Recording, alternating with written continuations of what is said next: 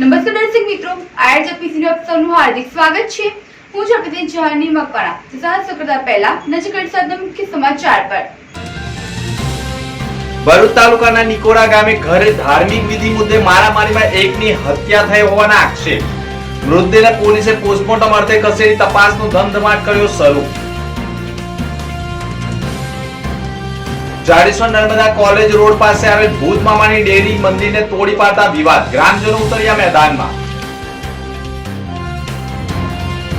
ભરૂચના કુકરવાડા રોડની નવી નગરીમાં ઝૂંપડામાં રહેતા શ્રમિકને 87,98,613 નું લાઇટ બિલ થમાવતા વિવાદ। શ્રમિકે જીબીમાં રજૂઆત કરતા તપાસ દરમિયાન 1400 રૂપિયા લાઇટ બિલ હોવાનો ફૂટ્યો ભાંડો।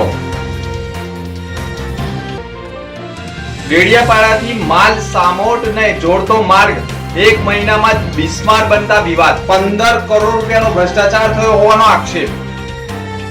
ભરૂચ શહેરને નગરપાલિકા દ્વારા સ્વચ્છ અને સુંદર બનાવવા માટે ઘરે ઘરે ડોર ટુ ડોર કચરો ઉઘરાવવાની કામગીરી સાથે સાફ સફાઈના અનેક પ્રયાસો કરાઈ રહ્યા છે। તેમ છતાંય અમુક નાગરિકો દ્વારા જાહેરમાં જ કચરા નાખતા હોય છે। હવે પાલિકાએ એક્શનમાં આવી ગઈ હોય અને આવા લોકોને પકડી તેમને આવું નહીં કરવા સાથે દંડનીય કાર્યવાહી કરવામાં આવી રહી છે। શહેરના આવા કેટલાય સ્પોટ પર વિશેષ ધ્યાન કેન્દ્રિત કરીને તમામ 11 વોર્ડના સેનેટરી ઇન્સ્પેક્ટરને માટે જવાબદાર સોંપવામાં આવી છે, જેઓ સ્થળ પર જ પ્રથમ આવા લોકોને ચેતવણી આપતા હોય છે। તેમ છતાંય કોઈ સુધારો ન થાય તો પછી દંડ વસૂલવામાં આવી રહ્યો છે। અને આ અંગે ભરૂચ નગરપાલિકાના ચીફ ઓફિસર હરેશ અગ્રવાલે પણ કહ્યું હતું, શહેરને સ્વચ્છ રાખવાના આ પ્રયાસોમાં છેલ્લા 3 દિવસમાં જ 20,000નો દંડ વસૂલાયો છે। લોકો પણ પાલિકાને આ સ્વચ્છતા અભિયાનમાં સહકાર આપે તે માટે અનુરોધ કર્યો હતો। જાડેશ્વર નર્મદા કોલેજ પાસે આવેલા ભૂત મામાની ડેરી મંદિરને રાતોરાત જમીનદોસ્ત કરવામાં આવતા ભરૂચની પૂર્વ પટ્ટી 25 ગામોના લોકોમાં રોષ છે। મોડી રાત્રે તંત્ર દ્વારા પોલીસ બંદોબસ્ત સાથે નર્મદા કોલેજ સામે આવેલા ભૂત મામાના મંદિરને વિધિવત પૂજા કર્યા વિના જ ખસેડવામાં આવતા ગામ લોકોમાં આક્રોશ જોવા મળ્યો છે। જાડેશ્વર ચોકડીથી તવરા સુધીના 4 કિલોમીટરના માર્ગનું રૂપિયા 23 કરોડના ખર્ચે નવીનીકરણ થઈ રહ્યું છે। માર્ગને અડચણરૂપ ભૂત મામાની ડેરીને ગઈકાલે મોડી રાત્રે જ આરએમબી દ્વારા ભૂત મામાની ડેરીને વિધિવત પૂજાપાઠ કર્યા વિના જ જેસીબી મશીનથી મંદિરને ઉખેડી ખસેડી નાખતા ભરૂચની પૂર્વ પટ્ટીના ગામના લોકોની ધાર્મિક લાગણી દુર્ભાઈ હોવાના આક્ષેપ સાથે આજે સ્થાનિકો મેદાનમાં ઉતર્યા હતા। ભરૂચ જિલ્લાના પોલીસ અધિક્ષક મયુર ચાવડાના માર્ગદર્શન હેઠળ પોલીસ ઇન્સ્પેક્ટર એ ચૌધરી અને તેમની ટીમે આરોપીઓ વિરુદ્ધ બીએનએસની કલમ હેઠળ કાર્યવાહી કરી છે।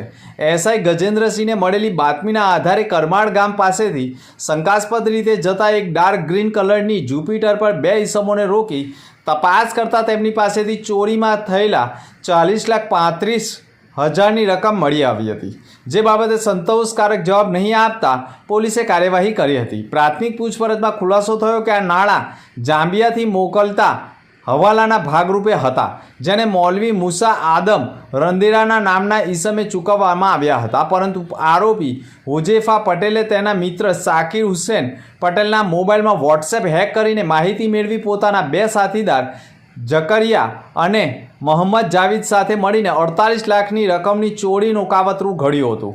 આ મામલે પોલીસે હુજેફા અલ્તાફ યાકુબ પટેલ, મોબાઈલ હેક કરનાર જકરિયા ઇદ્રીસ બારીવાલા, હવાલાના નાણાં પીછો કરી કાઢનાર અને મોહમ્મદ જાવેદ ઝાકીર પીપા ઇકો ગાડીની ડીકીમાંથી નાણાં કાઢનારને ઝડપી પાડ્યો હતો। પોલીસે તેમની પાસેથી રોકડા 40,35,300 તથા મોબાઈલ ફોન 2 કિંમત રૂપિયા 10,000, જુપિટર સ્કૂટર 25,000 મળીને અંદાજે 40,70,300નો મુદ્દામાલ કબજે કર્યો છે। અને આ સમગ્ર કૌભાંડ દાયકાઓથી ચાલી આવ્યું છે તે અંગેની તપાસ ચાલી રહી છે। ભરૂચના નબીપુર પોલીસ મથકની હદમાં નિકોળા ગામ આવેલું છે, જ્યાં હર્ષદી ફળિયું જીમ નજીક ઈશ્વરભાઈ ભૈજીભાઈ પટેલ ઉંમર વર્ષ 65 નાઓ પોતાના સંતાનના લગ્ન ન થતા હોવાના કારણે ધાર્મિક વિધિનું આયોજન કર્યું હોય અને વિધિ ચાલી રહેતી તે વેળા જ અન્ય તેમના કૌટુંબિક લોકો આવ્યા હોય અને ઈશ્વર પટેલને કહ્યું, તમે શાની વિધિ કરાવો છો તેમ કહી ઝઘડો કરતા જ ઈશ્વરભાઈ પટેલ કૌટુંબિક લોકોથી બચવા ભાગ્યા હોય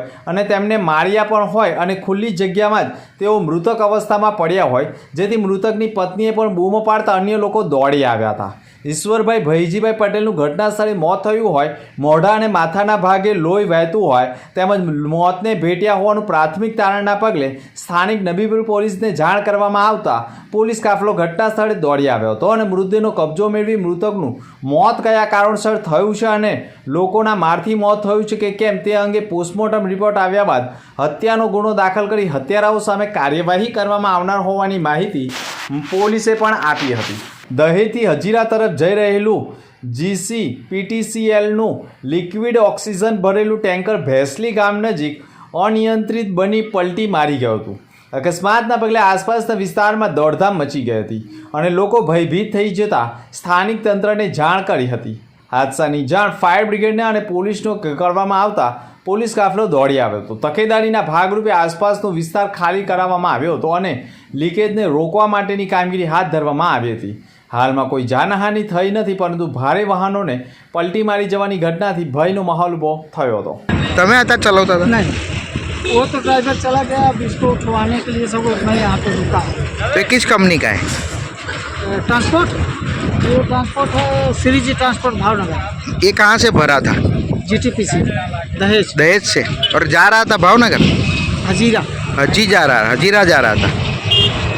ભરૂચના પશ્ચિમ વિસ્તારમાં કુકરવાડા રોડ ઉપર નવી નગરી ઝૂંપડપટ્ટી આવેલી છે, જેમાં બુધાભાઈ વસાવા પોતાના કાચા મકાનના ઝૂંપડામાં રહે છે અને નજીકમાં જ L&Tની સાઇડ ઉપર મજૂરી કામ કરી માસિક 12,000 રૂપિયા પગારદાર છે.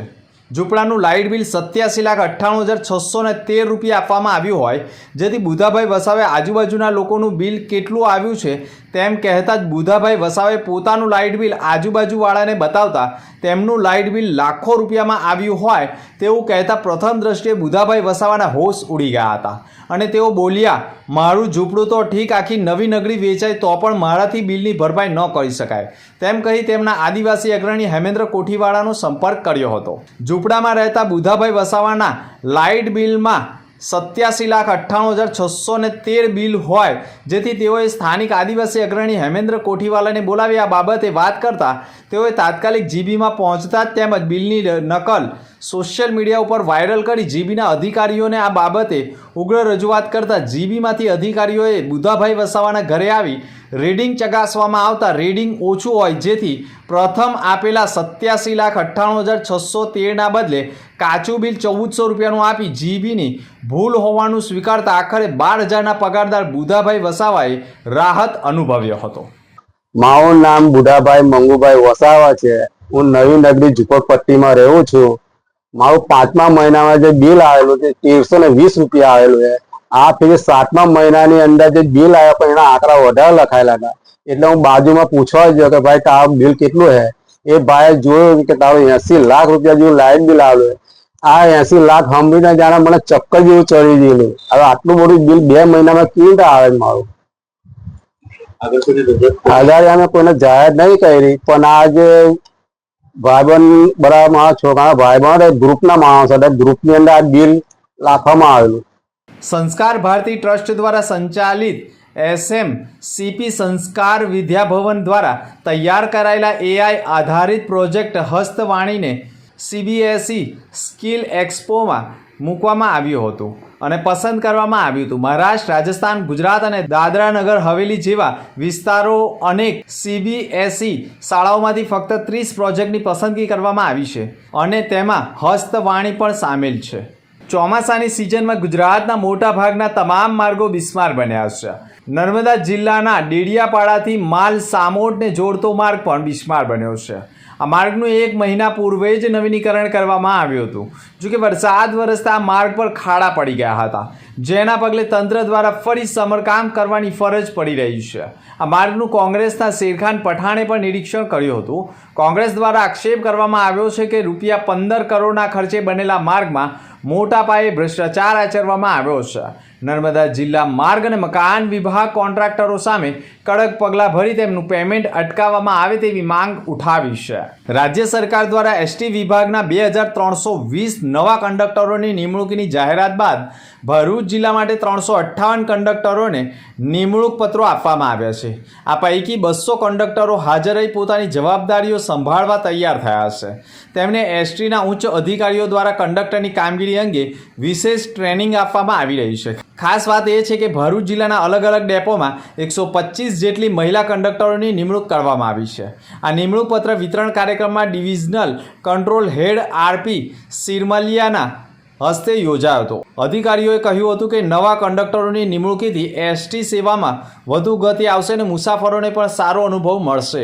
ભૈલાલ અમીન જનરલ હોસ્પિટલના પ્રમુખ Ravi Hirwani, business head doctor Nirav Shah, radiation oncology વિભાગની એમડી ડૉક્ટર વંદના દહિયા તથા ન્યુક્લિયર મેડિસિનના નિષ્ણાત ડૉક્ટર રાજીવ શર્મા ઉપસ્થિત રહ્યા હતા. કેન્સર સેન્ટરના ઉદ્દેશ વિશે હોસ્પિટલના પ્રમુખ રવિ હિરવાણીએ કહ્યું હતું કે આધુનિક સારવાર પદ્ધતિ અનુસાર અનુભવી ડૉક્ટરો અને ટેકનોલોજીના સંયોજન દ્વારા ગોધરા અને આસપાસના વિસ્તારોમાં દર્દીઓને અદ્યતન કેન્સર સારવાર ઉપલબ્ધ કરવાનો ઉદ્દેશ છે.